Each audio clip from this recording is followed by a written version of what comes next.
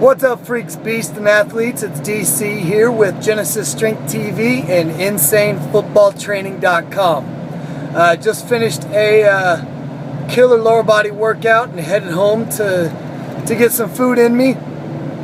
Make sure that I replenish all the calories that I burned and start getting the right food. So I start rebuilding and growing and recovering and getting stronger and allowing my muscles to rebuild so I can hit it again tomorrow hard and not worry about getting overtrained or not getting the most out of my training programs. Today I wanted to tell you guys, before I show you some clips from my workout, where I hit a few new things and kind of, not just new things, but got back to the basics. But I want to tell you guys, as football players and really as athletes in general, why we have our guys, and you should be doing too, but why we have our guys performing so much upper back and pulling work compared to the amount of pushing and pressing that we do in our workout programs, really for no matter the age, no matter the sport, and no matter the position.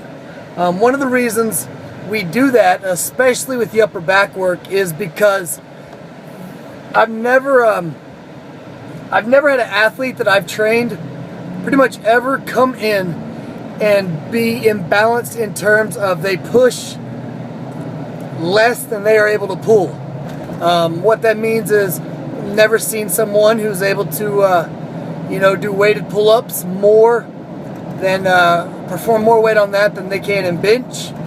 Same thing with bent over row compared to bench, or really any type of pulling to pressing variation. Everybody that comes in, every athlete, pretty much every default training program always has people and athletes pressing way more than they are pulling. So when we start programming for our athletes, and when you're starting to do workouts at home, either with the Insane Football Training Strength Blueprint or the Stacked and Jacked workout, or whatever workout you got planned, a good way to tell if it is something that's going to work and be quality is to make sure that it will it has at least 2-to-1 ratio in terms of pulling to pushing. And what that means is, for every exercise that you're pushing, you want to be doing twice as much pulling, either vertical, horizontal, or just adding in upper back work in terms of band pull-aparts, bat wings, dumbbell shoulder rotate and press, L lateral raises, just stuff like that that's going to hammer the upper back, the rhomboids, the lats, because what that does is the more pulling that you're able to do compared to the amount of pushing, the healthier it's going to keep your shoulders.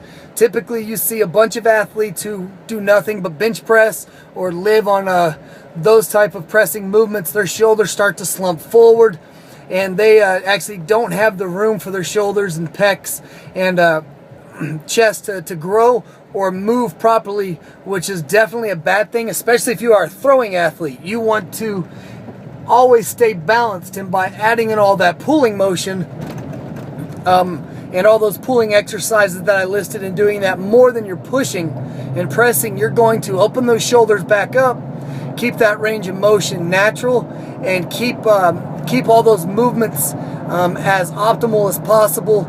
So movements like throwing and in turn your pressing are going to be done correctly, safely, and healthy, and allow you to move the most weight.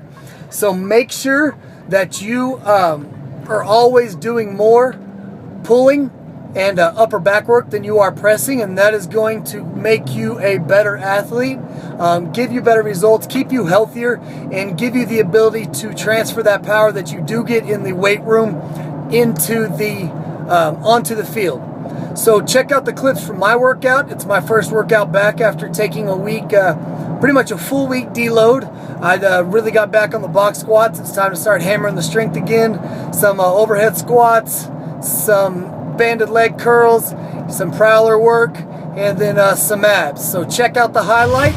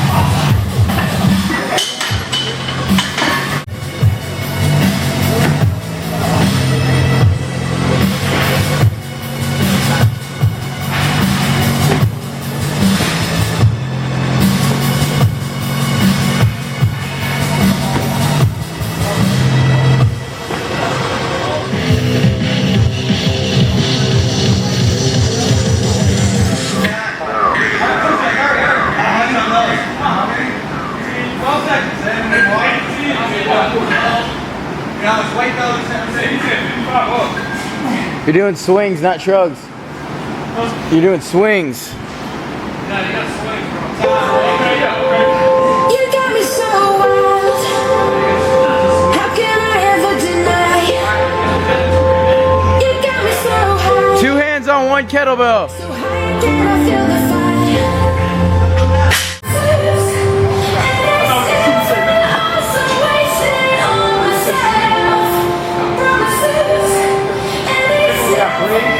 Yeah, swings with 1 kettlebell, and then you're gonna grab a heavy ass object. So like that 100-pound jerry can. 1 arm, walk it down the turf, all the way down. So Dave?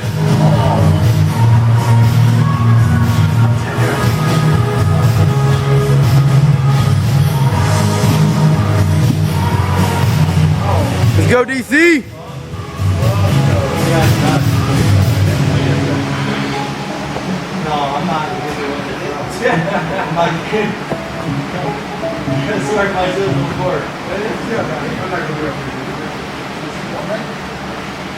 Get it back here. 5 yards. Go. On, Dave.